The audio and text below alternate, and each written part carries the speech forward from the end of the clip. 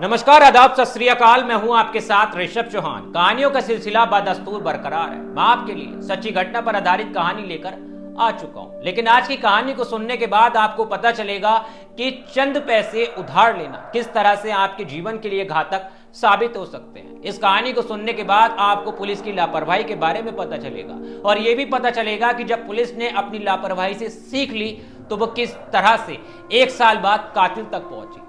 उसने मरने वाले व्यक्ति की आंतों, गुर्दों और दिल के जरिए कातिल का खुलासा किया, जो कि 1 साल तक एक कांच के जार में रखे हुए थे। आज का मामला काफी ज्यादा हैरान और विचित्र है। इस कहानी को शुरू करने से पहले मैं हमेशा की तरह कहानी के किरदारों और जगह के बारे में आपको बता देता हूं। दरअसल ये पूरा मामला उत्तर प्रदेश के गाजियाबाद के प्रहलादगढ़ी इलाके का है। इस कहानी के अंदर जो पहला किरदार है उसका नाम है महेंद्र सिंह। महेंद्र सिंह की अब मौत हो चुकी है, वो हमारे बीच नहीं है। इस कहानी के अंदर दूसरा किरदार ओम प्रकाश है, जो कि महेंद्र सिंह का भाई है। इस कहानी के अंदर तीसरा किरदार धर्मेंद्र है। इस कहानी के अंदर चौथा किरदार पुलिस और उसकी इन्वेस्टिगेशन है। दरअसल महेंद्र एक गाजियाबाद के प्रतापगढ़ी इलाके का रहने वाला होता है और वो पास ही के एक इंडस्ट्रियल एरिया में बनी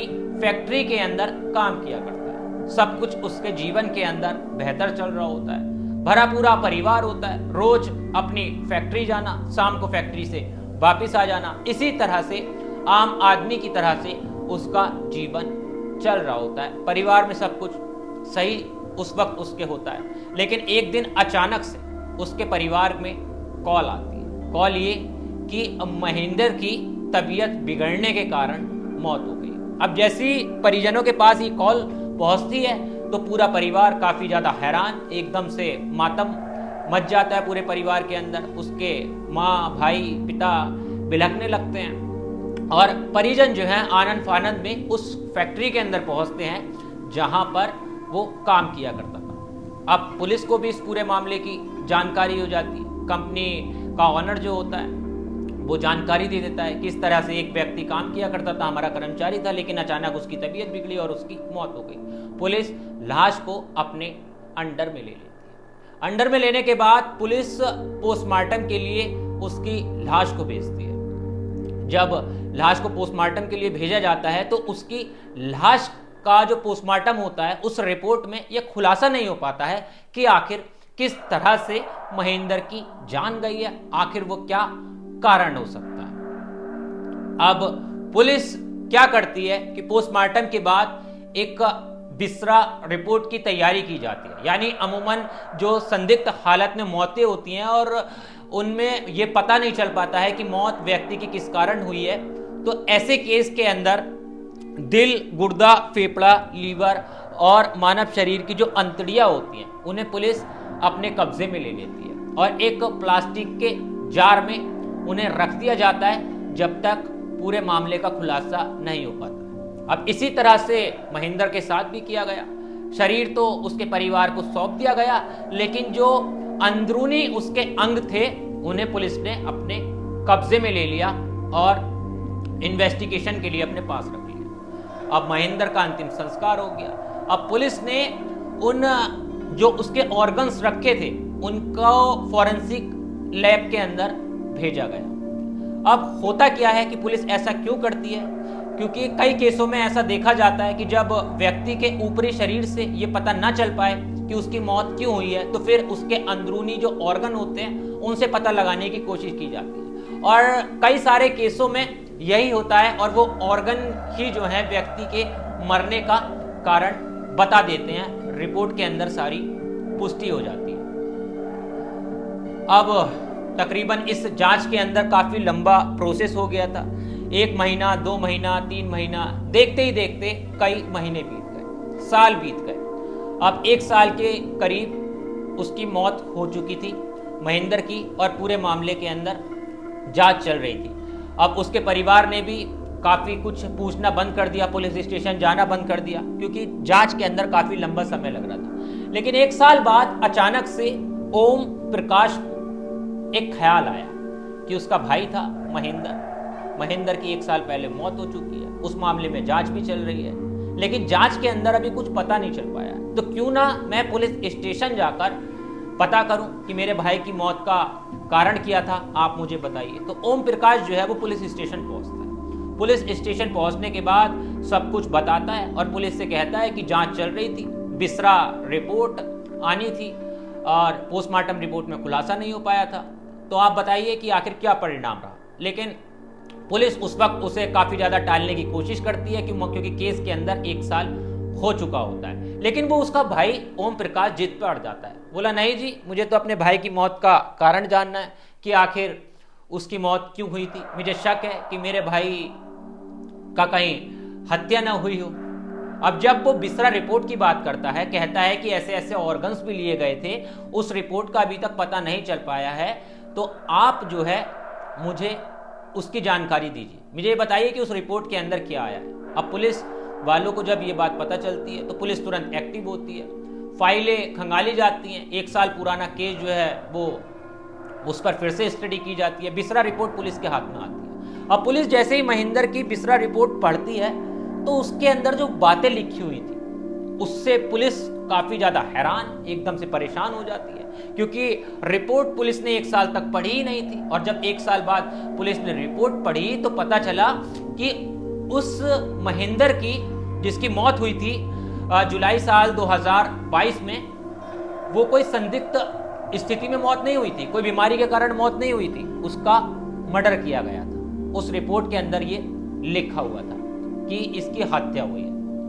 अब पुलिस तुरंत एक्टिव हो जाती है क्योंकि हत्या का मामला, अब कातिल तक पहुंचना जरूरी होता है। तो उस कंपनी में पुलिस पहुंचती है जहां पर महेंद्र काम कर रहा होता है। उस फैक्ट्री में जाकर कर्मचारियों से बातचीत की जाती है कि हाँ भाई, महेंद्र की किससे दुश्मनी थी, महेंद्र किससे बातचीत करता था, किसके करीब रहता था, आखिर कौन लोग हो सकते हैं जो महेंद्र की जान का दुश्मन हो सकते हैं। तो कंपनी के यानी फैक्ट्री के कर्मचारी, उसके साथ काम करने वाले लोग बताते हैं कि महेंद्र तो काफी अच्छे स्वभाव का था, उसका किसी से ना कोई झगड़ा था ना कोई दुश्मनी थी। लेकिन इसी बीच पता यह भी चलता है कि धर्मेंद्र नाम का उसका एक दोस्त था उस फैक्ट्री के अंदर, और धर्मेंद्र के नाम पे कुछ पैसे जो हैं वो उसने लिए थे, यानी महेंद्र ने लिए थे कंपनी से। अब धर्मेंद्र के बारे में पता किया जाता है कि आखिर ये धर्मेंद्र से मिलवाओ, धर्मेंद्र कहाँ मिलेगा, इस वक्त कहाँ होगा। तो पुलिस को ये पता चलता है, कर्मचारी बताते हैं कि धर्मेंद्र तो अब कहीं और चला गया है, वो यहाँ पर काम ही नहीं करता है। अब पुलिस को सीधा सीधा शक हो जाता है कि कहीं ना कहीं इसके अंदर धर्मेंद्र का रोल हो सकता है, धर्मेंद्र की भूमिका हो सकती है। अब गाजियाबाद के एसीपी रंजीश उपाध्याय के अगुवाई में एक पुलिस की टीम गठित की जाती है। वो पुलिस की टीम जो है इस पूरे केस पर लग जाती है खुलासा करने के लिए, कातिल तक पहुंचने के लिए। काफी सारे मुखबिरों से पता किया जाता है, तो ये भी पता चल जाता है कि धर्मेंद्र कहाँ है। पुलिस धर्मेंद्र के पास पहुंचती है और उसे पकड़ लेती है, उसे उठा लेती है। उठाने के बाद अपने लहजे में, अपने तरीके से पुलिस पूछताछ करती है, और जब पुलिस हमेशा की तरह अपने तरीके से जब सही ढंग से पूछताछ करती है तो फिर वो बाल की खाल भी निकलवा लेती है। ये आप में से ज़्यादातर लोग जानते ही हैं जो क्राइम स्टोरीज को सुनते हैं या फिर इन केसों में दिलचस्पी रखते हैं, क्योंकि अपराधी कभी पुलिस से बड़ा हो ही नहीं सकता। तो धर्मेंद्र पुलिस की जांच में टूट जाता है।